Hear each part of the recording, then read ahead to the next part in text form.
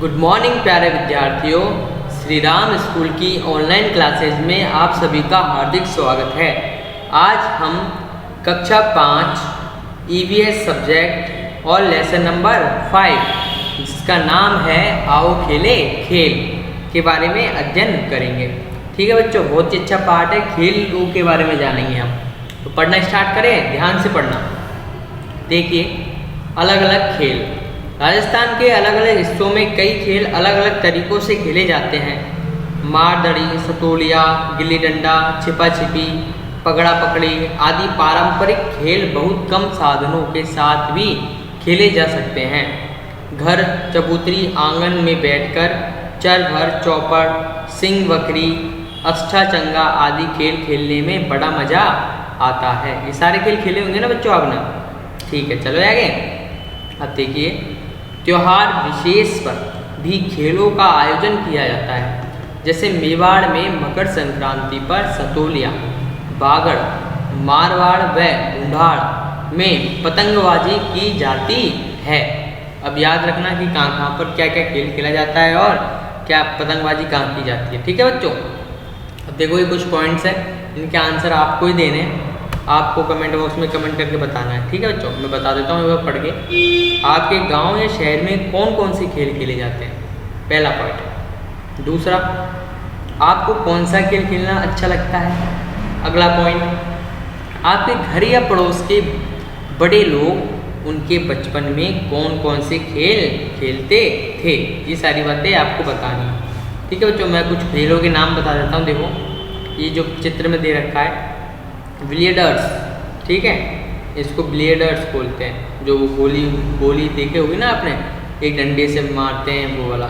शतरंज तो सब जानते हैं, तीरंदाजी भी सब जानते हैं, कबड्डी भी सब जानते हैं, कुश्ती भी सब जानते हैं। आगे चले, हॉकी, टेबल टेनिस और बैडमिंटन, ये सारे खेल सब जानते हैं। ठीक है बच्चों, आगे चलें। अब देखो कुछ क्वेश्चंस आ गए वापस। चित्र में कौन कौन से खेल खेले जा रहे हैं ये आपको बताना है। कबड्डी में एक टीम में कितने खिलाड़ी होते हैं ये आपको सर्च करके बताना है। ठीक है, आगे चले। कौन कौन से खेल मैदान में खेले जाते हैं? ठीक है, कौन कौन से खेल बंद जगह या कमरे में खेले जाते हैं? ये सारी बातें आपको बतानी है और कमेंट करके मुझे बतानी है। चलो आगे। जब एक से ज़्यादा खिलाड़ी साथ साथ खेलते हैं तो परस्पर जो सहयोग का भाव बनता है, उससे खेल की भावना विकसित होती है। मैदान में खेले जाने वाले खेल आउटडोर खेल व बंद जगह या कमरे के अंदर खेले जाने वाले खेलों को इंडोर खेल कहते हैं। आउटडोर और इंडोर समझ गए ना दोनों? अब आगे चलते। आजकल दूरदर्शन पर कबड्डी के मैच दिखाए जाने के बाद कबड्डी अत्यंत लोकप्रिय होता जा रहा है।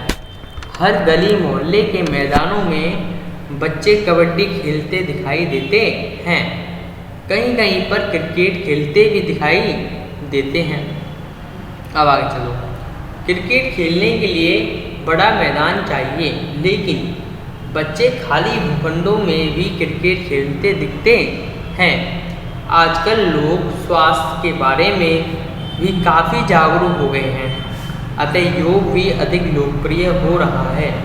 आओ अब हम योग के बारे में भी जानें। अब बच्चों योग के बारे में जानेंगे। ठीक है, देखो ये सब क्या कर रहे हैं? सूर्य नमस्कार कर रहे हैं। देखो, पहली स्टेप में हाथ जोड़ के खड़ी है, दूसरी में पीछे चले गई, तीसरी में नीचे झुक गई, चौथे में नीचे बैठ के और मुँह पर कर लिया, तीसरे में अगले पॉइंट में देखो क्या किया है, दोनों हाथ नीचे रख लिए, छठे पॉइंट में छोड़ा झुक गई, सातवीं में ऊपर उठ गई, फिर आठवें पॉइंट में पीछे देख रही है, नौवें पॉइंट में ऊपर देख रही है, और 10वें पॉइंट में बिल्कुल नीचे, और 11वें में पीछे, और 12वें में बिल्कुल सीधे। ठीक है, इसको क्या बोलते हैं? सूर्य नमस्कार। सूर्य नमस्कार ऐसे करते हैं। ठीक है बच्चों, आगे योगासन। इन चित्रों को देखकर कुछ योगासनों के बारे में शिक्षकों द्वारा दिए गए निर्देशों के अनुसार योग के शारीरिक आसनों का अभ्यास कीजिए, जैसे ताड़ासन, पद्मासन, पवन मुक्तासन, सूर्य नमस्कार। यह बहुत से आसनों का समूह है। ठीक है, कौन सा? सूर्य नमस्कार। पतंजलि ऋषि के अष्टांग योग में यम, नियम, आसन, प्राणायाम, प्रत्याहार, धारणा, ध्यान एवं समाधि का समावेश है। विद्यार्थियों को सर्वांगीण विकास के लिए ध्यान अति आवश्यक है। इससे जीवन जीने की कला का विकास होता है, जीवन के प्रति सकारात्मक दृष्टिकोण विकसित होता है। योग शारीरिक, मानसिक, बौद्धिक, आध्यात्मिक विकास में भी सहायक है। अब देखिए आगे चर्चा कीजिए, कुछ पॉइंट्स हैं इन पर आपको चर्चा करनी है। प्रार्थना सभा में योगासन करने के पश्चात आप कैसा महसूस करते हैं? अच्छा ही महसूस करते होंगे ना बच्चों। अगला पॉइंट चलो, योग शिक्षा से संबंधित आपके अपने अनुभव हैं तो कक्षा में सुनाइए। योग शिक्षा से संबंधित मतलब योग करने से शरीर में एनर्जी आती है, बिल्कुल स्वस्थ रहता है शरीर, ठीक है। ऐसे ही बहुत सारे काम होते हैं, ये सब आपको बताना कमेंट करके। हमें योग क्यों करना चाहिए, ठीक है, ये क्वेश्चन आपके लिए बच्चों। आगे चलते हैं। स्वामी विवेकानंद ने कहा था, सर्वप्रथम हमें नवयुवकों को बलवान बनाना चाहिए। योग एवं खेल मनोरंजन के साथ शरीर को सुगठित, स्वस्थ, सुडौल व सुंदर बनाते हैं। भारत सरकार के प्रयासों से 21 जून 2015 को अनेक देशों के लाखों लोगों ने योग के आसन करके योग दिवस मनाया। 21 जून को कौन सा दिवस आता है? योग दिवस। आजकल विदेशों से अनेक लोग हमारे देश में योग सीखने आने लगे हैं। संयुक्त राष्ट्र संघ द्वारा 21 जून को अंतर्राष्ट्रीय योग दिवस घोषित किया गया। 21 जून को अंतर्राष्ट्रीय योग दिवस मनाया जाता है। मनोरंजन के साथ सुंदर स्वस्थ बनाते खेल, बौद्धिक शारीरिक विकास के साथ अनुशासित बनाते खेल, सहचर सहयोग का भाव बढ़ाकर उत्साह उमंग बढ़ाते खेल, जीत विश्वास संघर्ष सिखाकर जीवन सुंदर बनाते खेल। खेल क्या क्या काम करते हैं ये सब जाना अपन ने। अब आगे आती जाती सांसें। खेलों में देखिए बच्चों, बहुत ही अच्छी बात बोली है। खेलों में दौड़ना कूदना पड़ता है, बिल्कुल सही बात है। दौड़कर आने पर सांस तेज चलती है, बिल्कुल सही बात है। अब आगे करके देखते हैं, देखिए क्या होता है। शांत बैठकर सामान्य रूप से सांस लीजिए। नाक के आगे हाथ रखकर सांस को महसूस कीजिए। अपनी जगह पर 10-12 बार कूदकर नाक के आगे हाथ रखकर सांस को महसूस कीजिए।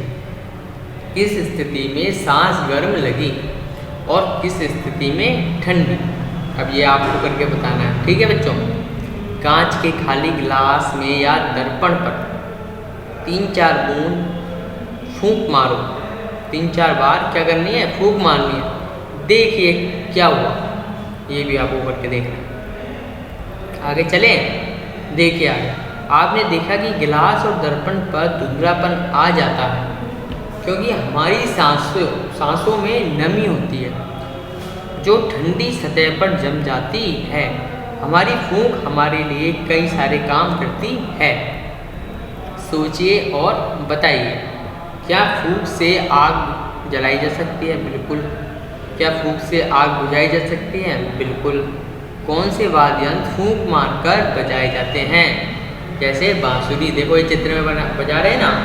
आगे चले करके देखिए। एक धागे को खाली गिल्टी या रिल लेकर उसका एक छोर कागज चिपका कर बंद कर दो। बंद सिरे के पास एक छोटा छेद कीजिए।